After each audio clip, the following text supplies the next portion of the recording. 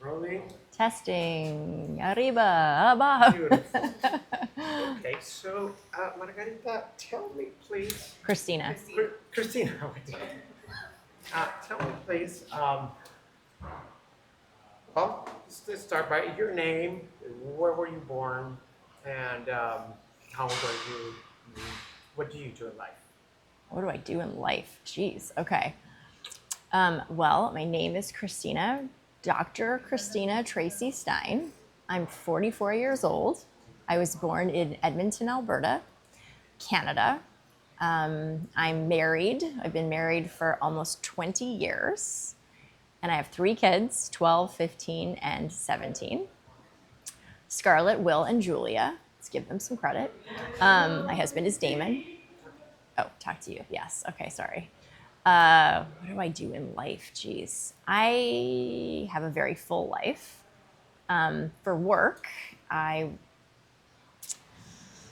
would describe myself as a communications expert, both in, I have a clinical practice, so I have a PhD in human sexuality, and I'm a licensed marriage and family therapist. Been in practice for almost 20 years. And I focus on intimacy, emotional and physical intimacy with my clients. I work with a lot of couples.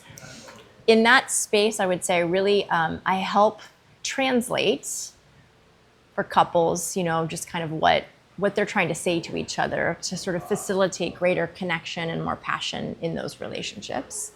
And at the same time that I have this practice that I do with my clinical practice, I also am very passionate about personal development, and I have worked closely with my father, Brian Tracy, for many years. We have co-authored 3 books together on personal and professional development. And those have been really fun collaborations because it sort of has allowed us to, he has his ideas and I have my ideas, and we can create these projects together. I also co-facilitate something called the Brian Tracy Speaking Academy. And I've been doing that with Brian for 10 years now, where we take aspiring speakers and we teach them how to clarify their message, structure their presentation, develop their confidence, and learn how to clearly and effectively communicate their message. So I say I'm a communications expert because I really help with communication from the bedroom to the boardroom. At the same time, in other capacity, I guess, in other platforms, I am also an international speaker, and I have traveled to many countries. I think I've spoken in 8 different countries at this point. And I have spoken on topics from reigniting the passion in your relationship to empowering women in their sexual desire to personal and professional development and being able to develop public speaking skills.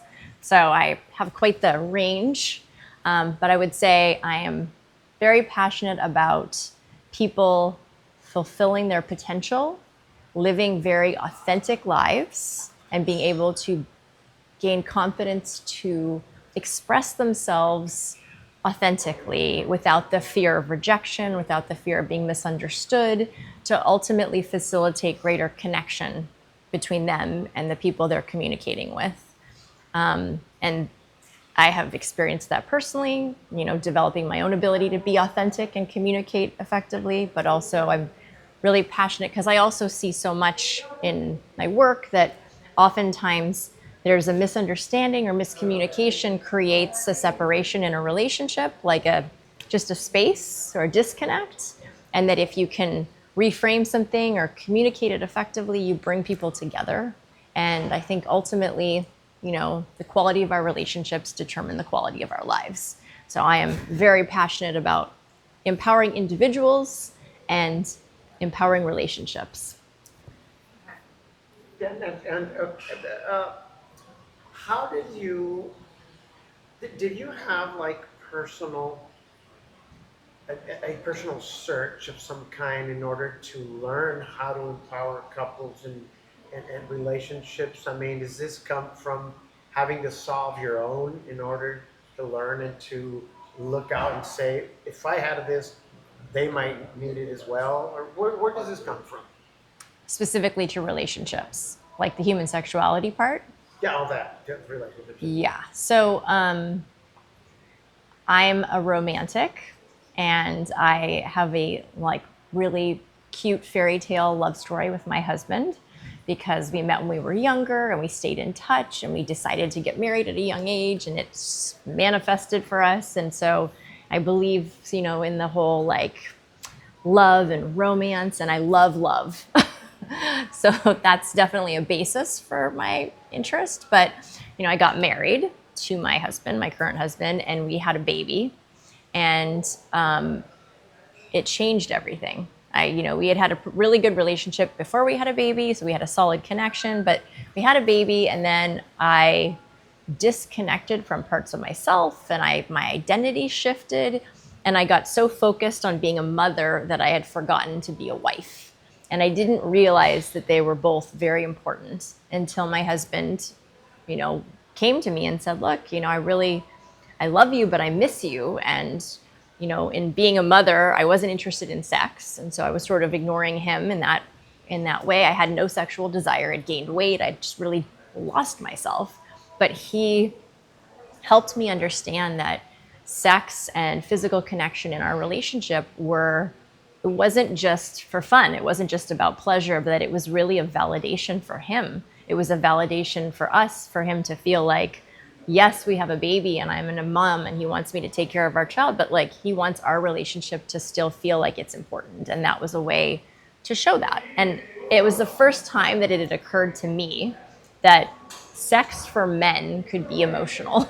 Because up until then, I sort of thought that sex was like a very physical thing for men. And, I'd kind of been conditioned to think that, all men wanted sex. My father made many comments when I was a child to share with me that I should keep my knees together, like all these things that conditioned me to be weary of men just wanting sex.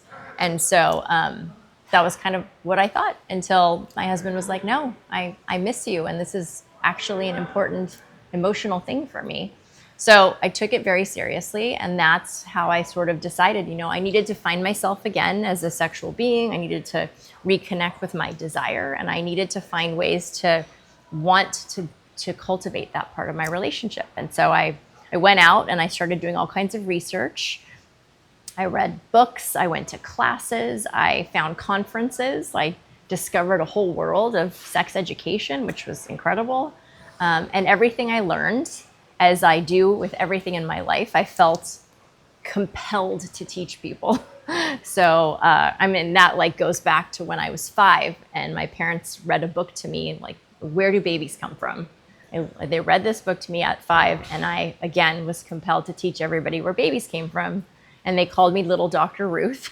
So maybe it was a planted seed at that point that I would one day be teaching about where babies came from and sexual desire. But yeah, so I went back, I created a workshop, like a presentation, and I started getting people together, giving a presentation, women mostly, about like, how to, like the adjustments and the changes in a relationship that were normal and natural, but how it affects sexual desire for women and how women can reconnect to that part of themselves, and the importance of partnership and all of these aspects, but including pleasure, because pleasure was, it's a very taboo subject.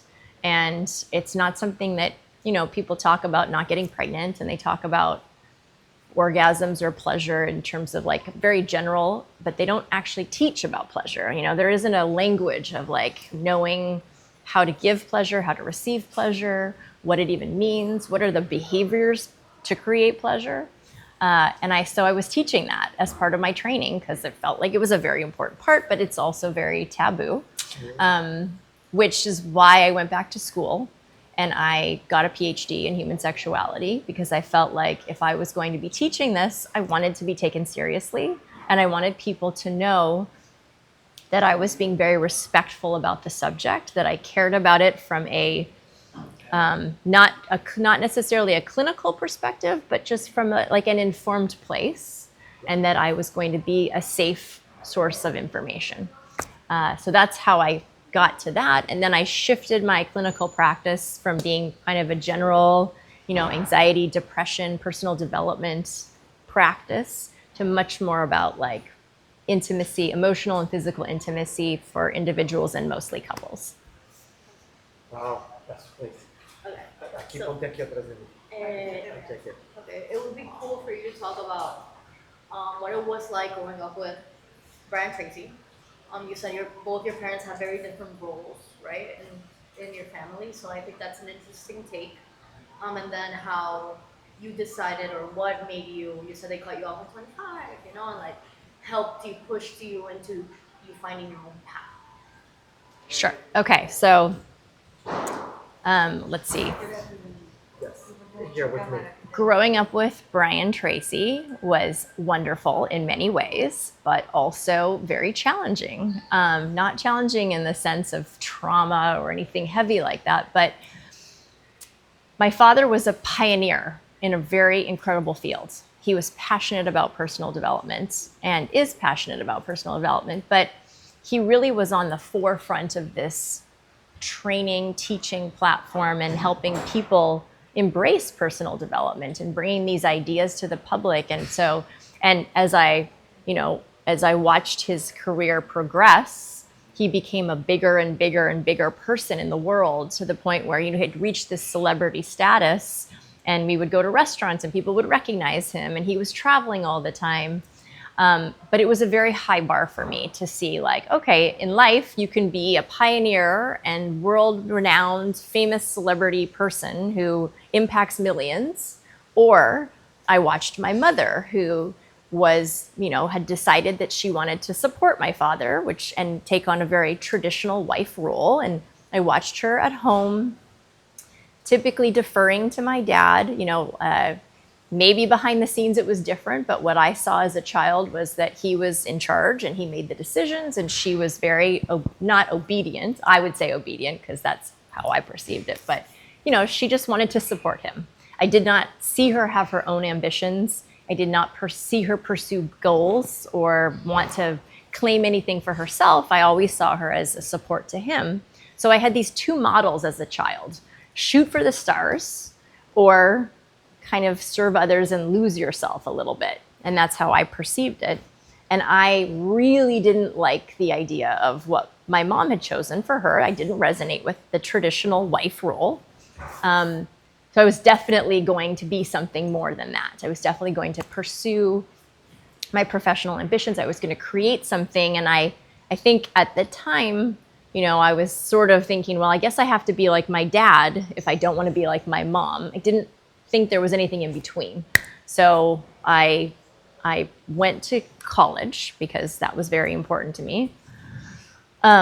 Interestingly enough, I went to college not because my parents told me to go to college or that it was a conversation in our home at all, because my father graduated. He had his undergraduate degree, but then he went off to see the world and he got all of his experience. He had incredible street smarts. He was a self-made man. He had studied all of this. And my mom had gone to college, but she ended up getting pregnant. And so she didn't complete her college.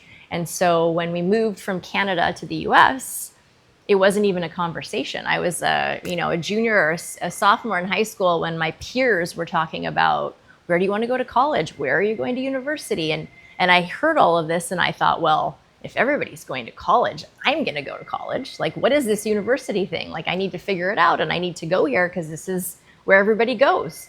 And when I realized that, my parents didn't know anything about the American university system, I took it upon myself to learn, and I realized that it was up to me if it was going to happen. And I think that was the first time I really took responsibility for my path in an extreme way. And I started to get straight A's, and I decided that, I wanted to go to university. And I did. I got into several universities, and I ended up picking USC, University of Southern California, which was lovely because it was only a 90-minute drive from home, and I could come home if I wanted, but it was far enough away that I had space. And I went to school pursuing psychology because I had dealt with a lot of anxiety as a child. Because when we moved from Canada to the US, my mother had just had my brother. So I'm the oldest of four. My mother had a new baby, and we had lived in Canada, and we had this home, and it was very wholesome and simple and small and cozy. And then we moved to a big house in San Diego. And my dad was often traveling to do his speaking. And my mom was kind of left to figure it all out, get us our doctors and our schools and become Americans and get into integrate. And so she had a lot of anxiety that she didn't express, but I was so sensitive as a child, I could feel it. And I felt so overwhelmed to make sure she was okay that I was constantly trying to keep everybody okay and keep her okay and make sure that she didn't have too much to deal with. And, I was just very aware of it. And so I took that all in and I started to get stomach aches, which turned into stomach ulcers. So I had a stomach ulcer as a 9-year-old. And yeah. So as a 9-year-old, and it continued, I was diagnosed again at 11 with stomach ulcers, just from worrying. I really somaticized my worry, and and I knew it was worry, but no one else could acknowledge that I was worrying as a child, because to them it was like, what do you have to worry about? We have this lovely house, you're well taken care of, there's food on the table. But to me, it was not the structure I was living in that caused the worry. It was this unspoken feeling I had from the unpredictability of my life that created a lot of anxiety. So that sparked my passion for the mind-body connection. And when I went to university, I was like, I'm going to study this. I'm going to get my medical degree. I'm going to be a pediatrician, and I'm going to get a degree in psychology and do both of these. Because I believe there's a mind-body connection, and no one else is believing me, but I'm going to prove it. And so that is how I started my path. And then I got to school, and as a freshman, I remember I took my first organic chemistry final, and I had spent so much time preparing my notes. I was so proud of myself. Hours. I had a 25-page outline. And then I sat down next to a friend of mine who had also created an outline, but hers was created on a computer, 50 pages long with flowcharts. And I just looked at that and I thought, oh my God, if I'm a freshman in college and it's already this competitive, I'm not up for this. I want to be a mom. I want to get married. I want to have my fairy tale. And I can't spend the next 25 years competing in the medical field. So I decided to drop the pre-med, continued with psychology.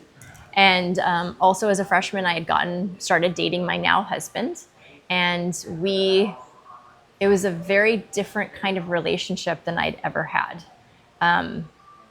In my childhood and growing up, my parents were always very positive and very optimistic, and everything was great and I was incredible. But we didn't talk about feelings. They didn't really have a language for emotions. And so there wasn't any validation around feelings. It was you're not worried, you're not sad, you're not angry, you're tired, you're hungry, things like that, where I would have these feelings, but I didn't have words for them. And anytime I felt like I was vulnerable, if ever I shared vulnerability, it was sort of not degraded, but I don't think they knew what to do with my sensitivity. And so they kind of tried to push it aside or, intellectualize it and give me an explanation for my feeling, as opposed to being of course you're sad, of course you're angry, of course this is disappointing. So then I got into a relationship with my husband, Damon, where I had feelings and I was sharing my feelings and he was hearing my feelings, and it became this really impactful thing to connect to somebody on that level, to be seen in that way, or to be validated that we didn't have to live at this level and just talk intelligently and analytically and from this perspective, but there was connection and feeling, and I actually started to depend on him, and all of those feelings were very scary, and I started having panic attacks. And I guess my panic attacks were actually a result of maybe a weird separation anxiety, because I say this term with my kids, I kind of had placed all my eggs in one basket with him, and suddenly it was oh my God, I'm sharing so much with this person. I care about this person. What if he leaves? What if he doesn't want to stay with me? What if he breaks up with me? What if it doesn't, I'm too much for him? My needs are too much for him. So I think that caused a lot of anxiety and the panic attacks. And then he was so patient and so kind and said, look, I think you need to go to a therapist. I think you need to work through this. This is like, this is not who you are. This is something that's coming up for you, and you need to know why this is happening. And so I was so grateful. He connected me with my first therapist, and I started therapy, and it was a profound experience. I mean, when I would explain kind of the thoughts I was having, and she would say to me like, well, it makes sense that if they didn't follow through, you would be disappointed, or if somebody said something that was hurtful, you would feel sad. And it was kind of just mind-blowing to be like, oh, so my reaction is normal. It's okay for me to not like what this person did. It's okay for me to ask for something different, or to just own that part of myself. And the more I did therapy and the more I felt empowered and authentic, which was I had always kind of been hiding within myself because I couldn't share my feelings and I couldn't express this part of me. So I was like living in the back of my life, in the back of my psyche, I guess. Here was the me I was putting out there, and then there was this me that was too afraid to step out. And I learned to kind of bring the two together and start sharing the real me and all of me, and what it felt to be authentic was so powerful that I was like, oh my God, I have to teach everybody how to be authentic, how to have feelings, how to express themselves, that it's okay to not be perfect. And that's where I got my psychology degree, my undergrad, and then I wanted to be a therapist. So I went to graduate school. I got my master's in clinical psychology. I did 3,000 hours of training to get licensed as a marriage and family therapist. And I opened my practice. And so that's the direction I took with that. And I learned so much about psychology. And at the same time, personal development was in my blood. So I combined my knowledge of goal setting and positive thinking and positive attitude and mindset and visualization and all of those things. Like, that was part of who I was as a therapist and part of who I am as a therapist. I'm a very action-oriented therapist. But then it allowed me to kind of go out and find my path and establish myself. I started my own practice. I remember my very first client. I remember my very first paycheck. I was an entrepreneur. This was my business, and I started to build it, and it was very exciting. And then I also started to work with my dad. So I kind of found my way back to him after I'd gone out and established myself and really embraced what was missing from my childhood, which was feeling and connection and communication and self-expression from the heart and all of that emotional intelligence piece that was so important to me. And I've come back to my father's world where we've co-authored some books and we work together teaching people how to speak. And I bring into that world this missing piece of interpersonal relationships and the importance of connection. And, we wrote this book called Find Your Balance Point, which was all about balance. That was the second book we wrote together. And that came about because I grew up watching my father work all the time, right? He was gone all the time because he was building his empire. And in his mind, a man is a protector and a provider. So if he was providing for his family, he was succeeding in life. And he was a great provider, but he was physically gone to do that.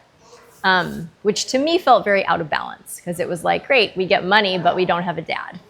And then Sheryl Sandberg wrote her book, Lean In, and that was all about success for women and having to really push forward to achieve success. That's how I interpreted it. And it felt really devaluing to my position, which was more, I wanted to be a mom. I wanted to be present for my kids, and I wanted to pursue my professional ambitions. I wanted to have a balance and not have to give one piece up for the other. And so then we started to talk about balance, and we started to create this. And I have been sort of really passionate at enforcing that in all of the teaching, that I think that people achieve success at the expense of their relationships. and they lose connection, and divorce is very expensive, but you see these people all the time where they're pursuing their goals, they're achieving all these things, and they've forgotten their spouse, they've forgotten their kids. They give up or they compromise those relationships in order to achieve wealth and success, but then they lose the important people because they've been so focused elsewhere. And so I'm really passionate about teaching them to at teaching anybody that success is not one dimensional, that success is a 360. It's a full circle of different aspects of our lives, whether it's, your professional ambitions, but your personal relationships and your health and your attitude and yourself. And so it's not just make money. I know we like money, but we don't just focus on making money. ¿Otra pregunta? ¿O tienes otra pregunta? Yo creo que sí, ok, una más. Una más, pero como para cerrar. Que no, vamos a seguir allá. ¿Qué otras preguntas tenías? Ask about the money. I was gonna. Oh my god, you read my mind. I was gonna say about how you're healing your relationship with money, and how you were telling me before how you associated it with. Yeah. Okay. So one of my big challenges is that I've had a very kind of tricky relationship with money, because as a child, when we lived in Canada and I was young, so I was 3, 4, 5, 6 young, but our life was smaller and more simple, and we didn't have as much money. My dad was there, he hadn't achieved the kind of success he's at now. And so what I remembered from that time was that our life was cozy. I would say cozy is a good word for it. We had dinner together as a family. We would take walks. We would go hiking. We would go to the park. It was just predictable and stable and maybe a little smaller, but it always felt very warm and cozy to me. And then we moved to California, and pretty quickly my father started to get more and more successful, which meant they had more and more money. And but then he was gone a lot more. And what happened with that was, I think that my parents really compensated for the lack of that cozy family dynamic with money. So they would buy us things, and they wanted us to have everything they hadn't had. So it was so exciting for them to be able to buy us clothes and toys and take us places and make things possible that wasn't possible for them. But what happened to me is I associated the money piece with love. So to me, when my parents were buying me things and supporting me, it was their way of loving me. And, and that was the meaning for me, was this is how you love people. When they buy you things, it's love. When they take you places or they give you experiences, this is them loving you. And then when I left to go to college, my parents had said, we're going to support you financially until you get a job or until you get married. And so I ended up getting married at 25, and I got married and they cut me off, which was quite shocking to my husband when he got the first credit card bill. He still remembers, almost had a heart attack.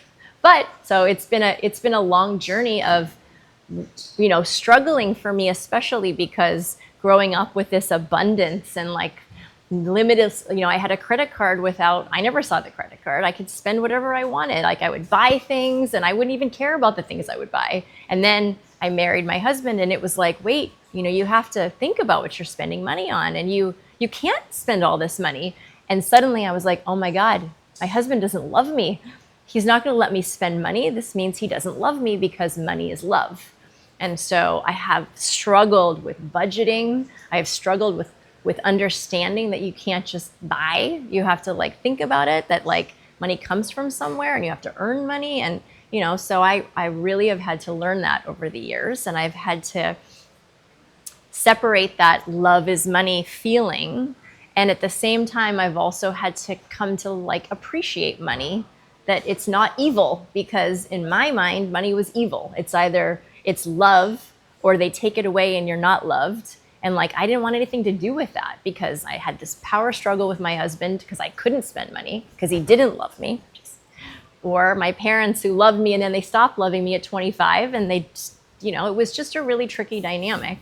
And I've had to learn that it's important to earn money. It's important to get paid for your value, to to make friends with money, because with money it's a tool and you can serve more people.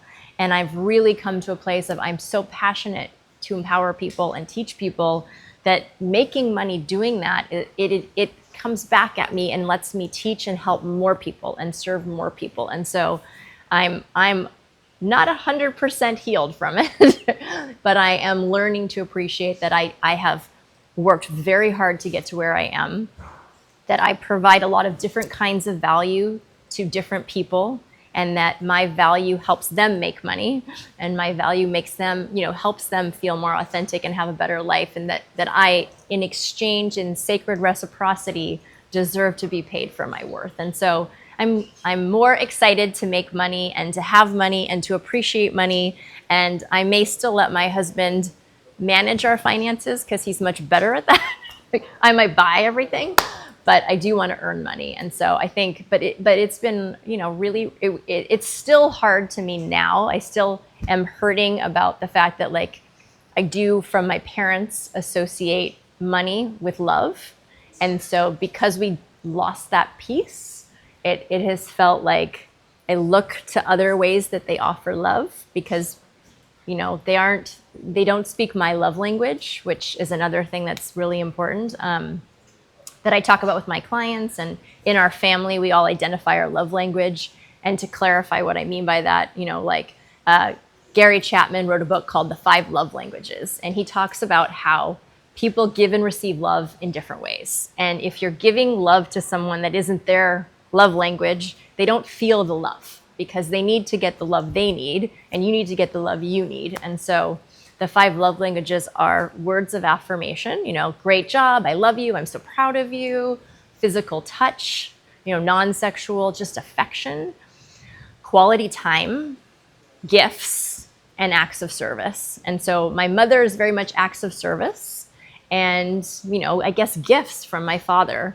But now I don't live in San Diego, and so I don't really have acts of service from my mother or gifts from my father. So I'm trying to figure out what, I know they love me, but the love language is unclear. I'm very much a physical touch and quality time person. And so in our family, I spend a lot of time alone with my kids. We have special time, and I have dates with my husband. And so that has been how I have been trying to reframe my relationship with money. I think that was the best one. I love that one. Beautiful. Great. Okay, Okay. so we cut and we will continue. We've got more. We don't need to, but yes, we can continue.